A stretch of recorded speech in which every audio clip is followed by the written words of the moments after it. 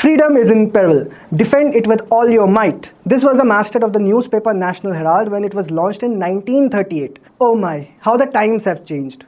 On 21 November 2023, the Enforcement Directorate informed that it has attached assets worth Rs 751 crore belonging to Associated Journals Limited and Young Indian in its money laundering probe into the affairs of the Congress mouthpiece, National Herald.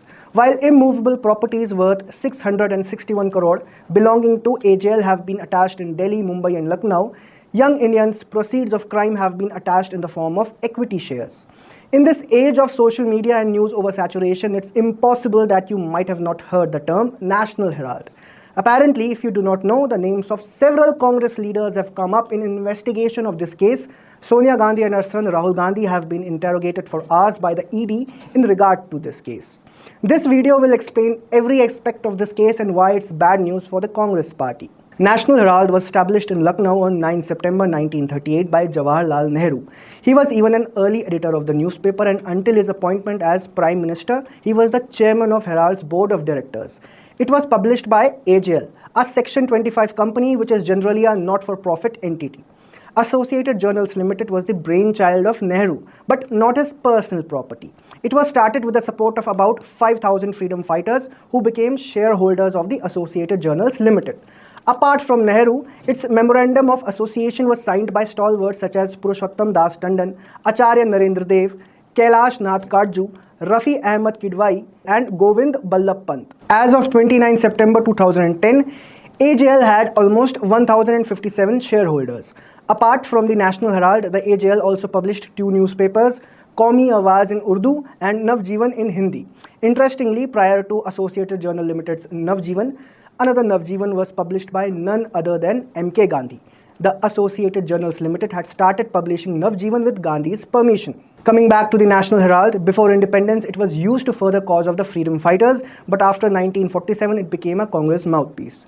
In 2008, suffering losses and unable to sustain publication, Associated Journals Limited formally closed printing and publication of newspapers, including the National Herald. According to court records, at the time of shuttering publication in 2008, Associated Journals Limited owed Congress an accumulated debt of around Rs 90 crore that the party had loaned on an interest-free basis from time to time. Furthermore, even lands were granted by Congress governments to Associated Journals Limited for operating the newspaper.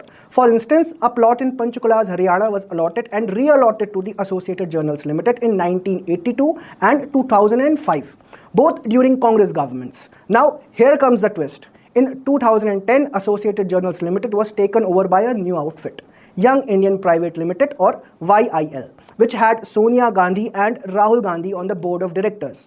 How did this happen? Reportedly, the Congress party had assigned the recovery of debt to Young Indian.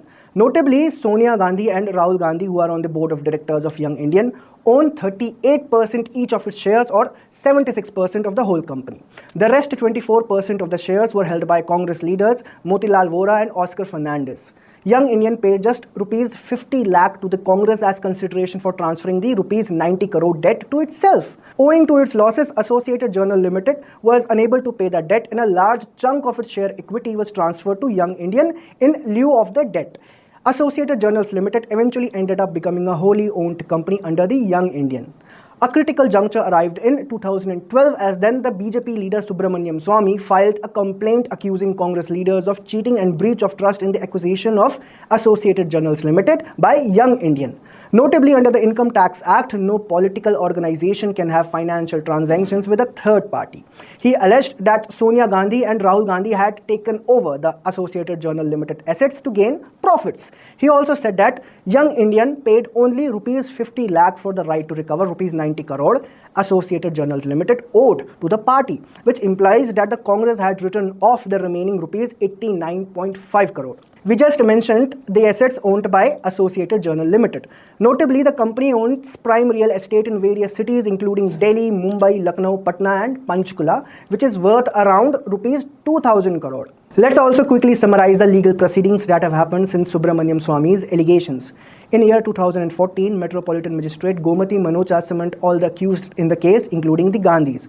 The magistrate said that the complainant had established a prima facie case against the accused under Section 403, Section 406 and Section 420, read with Section 120B of the Indian Penal Code. In 2014, ED launched a probe to find out that if there was any money laundering involved in the entire transaction. In 2015, the Patiala House Court granted bail to Sonia and Rahul Gandhi in this case.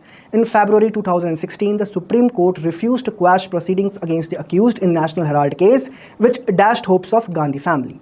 Then in 2020, ED attached National Herald properties worth rupees 16.38 crore in Mumbai. Furthermore, last year, Rahul Gandhi and Sonia Gandhi were interrogated at the ED office. During the entire period, Congress leaders claimed that Indian government is hounding the opposition leaders. But what about the allegations of misappropriation of assets? Now, ED is attaching assets owned by Associated Journals Limited and Young Indian in its money laundering probe. In the ED's statement, there is a particular line which is quite interesting. By their action, the shareholders of AJL as well as donors of Congress Party were cheated by the office bearers of AJL and Congress Party. We know who controls Associated Journals Limited. Further, I would like to add that this is a betrayal of millions of Congress workers and the ideals of Mahatma Gandhi.